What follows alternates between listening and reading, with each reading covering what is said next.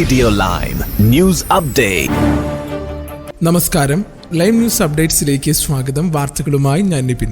800 പോലീസുകാരെ അധികമായി നിയമിക്കും. പണം കണ്ടെത്താൻ വിദേശ വിസ ഫീസ് വർദ്ധിപ്പിക്കും. ബ്രിട്ടനിൽ പോലീസ് സേനയുടെ പ്രവർത്തനങ്ങൾ പലപ്പോഴും അത്ഭുതപ്പെടുത്തുന്നതാണ്. മോഷണം നടന്ന സ്ഥലത്ത് ചെന്ന് നോക്കുവാൻ പോലും പോലീസ് എത്തുന്നില്ലെന്നാണ് സ്ഥിതി.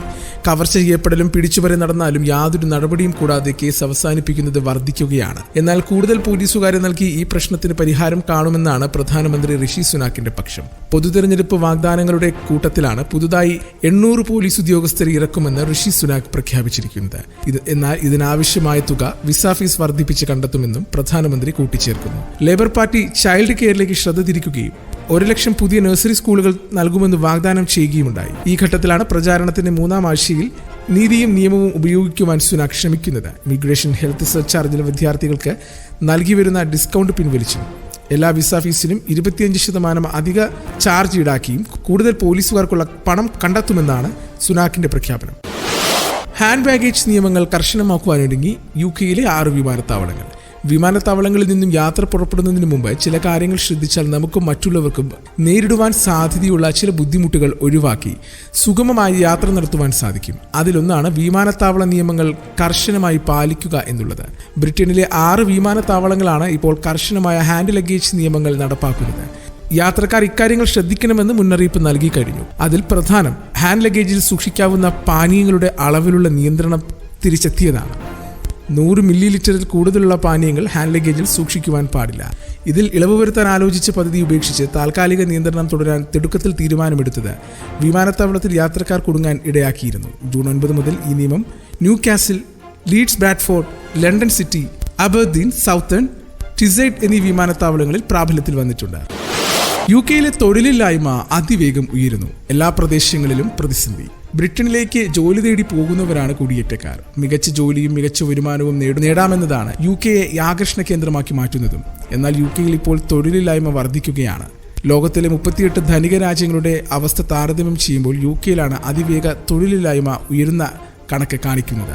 ഔദ്യോഗിക ലേബർ വിപണി കണക്കുകൾ പുറത്തുവരുവാൻ ഇരിക്കവെയാണ് Organisation for Economic Cooperation and Development data പരിശോധിച്ച് യൂണിയൻ ഈ വർഷത്തെ ആദ്യ 3 മാസത്തെ അവസ്ഥ പുറത്തുവിട്ടത്.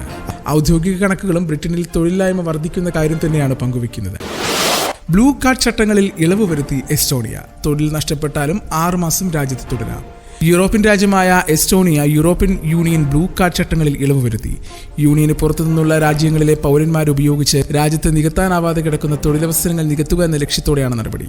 വിവിധ മേഖലകളിൽ കടുത്ത തൊഴിലാളി ക്ഷാമമാണ് രാജ്യം നേരിടുന്നത്. ഈ സാഹചര്യത്തിൽ വിദ്യാഭ്യാസ യോഗ്യത ഇല്ലാത്തവർക്കും 5 വർഷം നിർദ്ദിഷ്ട മേഖലയിൽ തൊഴിൽ പരിചയമുണ്ടെങ്കിൽ എസ്റ്റോണിയയിൽ EU ബ്ലൂ കാർഡിന് അപേക്ഷിക്കാവുന്ന തരത്തിലാണ് ഭേദഗതി. മുൻപ് യൂണിവേഴ്സിറ്റി യോഗ്യതയുള്ളവർക്ക് മാത്രമാണ് അപേക്ഷിക്കുവാൻ അനുമതി ഉണ്ടായിരുന്നത്. അതും 1 വർഷത്തെ തൊഴിൽ കരാറിൽ രാജ്യത്തെത്തുന്നവർക്ക് മാത്രമായി പരിമിതപ്പെടുത്തിയിരുന്നു. ഇപ്പോൾ ഈ തൊഴിൽ കാലാവധി 6 മാസമായി നിജപ്പെടുത്തിയിട്ടുണ്ട്. ഇനി നാട്ടിലെ വാർത്തകൾ. 3ാം മോദി സർക്കാരിലെ മന്ത്രിസഭാംഗങ്ങളുടെ ശരാശരി പ്രായം 58.72 ആണ്. 1ാം മോദി സർക്കാരിൻ്റേത് 62 വയസ്സും 2ാം സർക്കാരിൻ്റേത് 61 വയസ്സുമായിരുന്നു. 2021 2ാം മോദി സർക്കാരിന്റെ പുനഃസംഘടനയുടെ പ്രായം 58 വയസ്സായി കുറഞ്ഞിരുന്നു. രാജ്യസഭാ സീറ്റിൽ വിട്ടുവീഴ്ചയ്ക്ക് CPIക്കും കേരള കോൺഗ്രസിനും സീറ്റ്. രാജ്യസഭാ സീറ്റ് CPIക്കും കേരള കോൺഗ്രസിനും നൽകുവാൻ CPM AKG സെന്ററിൽ നടന്ന LDF യോഗത്തിലാണ് തീരുമാനം. CPM സീറ്റ് വിട്ടുകൊടുത്തതോടെയാണ് ഇരു പാർട്ടികൾക്കും രാജ്യസഭാ സീറ്റ് ലഭിച്ചത്. CPIയും കേരള കോൺഗ്രസും തങ്ങളുടെ നിലപാടിൽ ഉറച്ചു നിന്നതോടെയാണ് സീറ്റ് വിട്ടുകൊടുക്കുവാൻ CPM തീരുമാനിച്ചത്. കൈവിരലിന് പകരം നാവിൽ ശസ്ത്രക്രിയ. ചികിത്സാ പിഴവ് നിയമസഭയിൽ അംഗീകരിച്ച ആരോഗ്യമന്ത്രി. കോഴിക്കോട് മെഡിക്കൽ കോളേജ് ആശുപത്രിയിൽ കൈവിരലിന് പകരം നാവിൽ ശസ്ത്രക്രിയ ചെയ്ത ചികിത്സാ പിഴവെന്ന് അംഗീകരിച്ച് ആരോഗ്യമന്ത്രി വീണ ജോർജ്. ഇത്തരം പിഴവുകൾ തെറ്റായി കണ്ട് കർശന നടപടി സ്വീകരിക്കും. ചികിത്സയിൽ പിഴവ് വരുത്തിയ ഡോക്ടർമാർക്കെതിരെ സൂര്യാസ്തമനത്തിന് മുമ്പ് നടപടി സ്വീകരിച്ചെന്നും സർക്കാർ ആശുപത്രികളിൽ ഇത്തരം പിഴവുകൾ സ്ഥിരമായി സംഭവിക്കുന്നതെന്ന് വരുത്തി തീർക്കുവാനുള്ള വ്യാപക ശ്രമങ്ങൾ നടക്കുകയാണെന്നും മന്ത്രി നിയമസഭയിൽ പറഞ്ഞു. എന്നാൽ UDF സർക്കാരിന്റെ കാലഘട്ടത്തെ അപേക്ഷിച്ച് ചികിത്സാ പിഴവുകൾ കുറഞ്ഞിട്ടുണ്ടെന്നും മികച്ച സേവനം നൽകുന്ന ഡോക്ടർമാർക്ക് ആത്മവിശ്വാസം പകരുകയാണ് വേണ്ടതെന്നും മന്ത്രി പ്രതികരിച്ചു. സിദ്ധാർത്ഥിന്റെ മരണത്തിൽ അന്വേഷണം വൈകിയില്ല. ഉദ്യോഗസ്ഥർക്ക് ജാഗ്രത കുറവുണ്ടായെന്ന് മുഖ്യമന്ത്രി. പൂക്കോട് വെറ്റിനറി കോളേജിലെ വിദ്യാർത്ഥിയായിരുന്ന സിദ്ധാർത്ഥിന്റെ മരണം സംബന്ധിച്ച അന്വേഷണം വൈകിപ്പിക്കുന്ന ഒരു കാര്യവും സർക്കാരിന്റെ ഭാഗത്തു നിന്നും ഉണ്ടായിട്ടില്ലെന്ന് മുഖ്യമന്ത്രി പിണറായി വിജയൻ. നടപടി പൂർത്തിയാക്കുന്നതിൽ ഉദ്യോഗസ്ഥർക്ക് ജാഗ്രത കുറവുണ്ടായി. ആഭ്യന്തര വകുപ്പിലെ 3 ഉദ്യോഗസ്ഥരെ സസ്പെൻഡ് ചെയ്തു. വിശദീകരണം പരിശോധിച്ച ശേഷം അവരെ സർവീസിൽ തിരിച്ചെടുത്തതായും ടി സിദ്ദീഖിന്റെ ചോദ്യത്തിന് മറുപടിയായി മുഖ്യമന്ത്രി നിയമസഭയെ അറിയിച്ചു. ദൗർഭാഗ്യകരമായ സംഭവമാണ് ഉണ്ടായതെന്ന് മുഖ്യമന്ത്രി പറഞ്ഞു. ആത്മഹത്യ ചെയ്ത നിലയിലാണ് സഹപാഠികൾ സിദ്ധാർത്ഥിനെ കണ്ടെത്തിയത്. ശാസ്ത്ര തെളിവുകൾ ശേഖരിച്ച് പോലീസ് അന്വേഷണം ആരംഭിച്ചു. സിദ്ധാർത്ഥ റാഗിങ്ങിന് വിധേയമായതായും ദിവസങ്ങൾക്ക് മുമ്പ് മർദ്ദനത്തിനിരയായതായും അന്വേഷണത്തിൽ കണ്ടെത്തി. ഇനി സ്പോർട്സ് വാർത്തകൾ. പാകിസ്ഥാന്റെ സാധ്യതകൾ അടഞ്ഞിട്ടില്ല. പക്ഷേ ഇനിയുള്ള 2 കളികൾ ജയിച്ചാൽ മാത്രം പോരാ. 2020 ലോകകപ്പിലെ നിർണായക മത്സരത്തിൽ ഇന്ത്യയോട് തോറ്റതോടെ പാകിസ്ഥാന്റെ നില പരുങ്ങലിൽ. ആദ്യ മത്സരത്തിൽ US-നോട് തോറ്റ പാകിസ്ഥാൻ ഇന്ത്യക്കെതിരെ 6 റൺസിന്റെ തോൽവിയാണ് വഴങ്ങിയത്.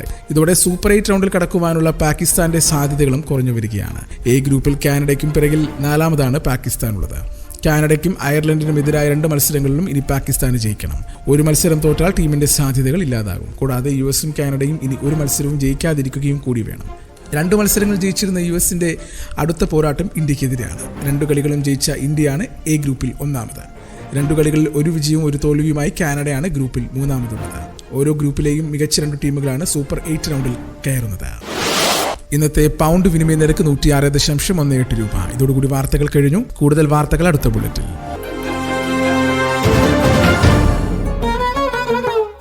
കൂടുതൽ വാർത്തകൾക്കും വിശേഷങ്ങൾക്കുമായി റേഡിയോ ലൈം ആപ്പ് ഡൗൺലോഡ് ചെയ്യൂ. പ്ലേ സ്റ്റോറിൽ നിന്നും ആപ്പ് സ്റ്റോറിൽ നിന്നും. Radio Lime.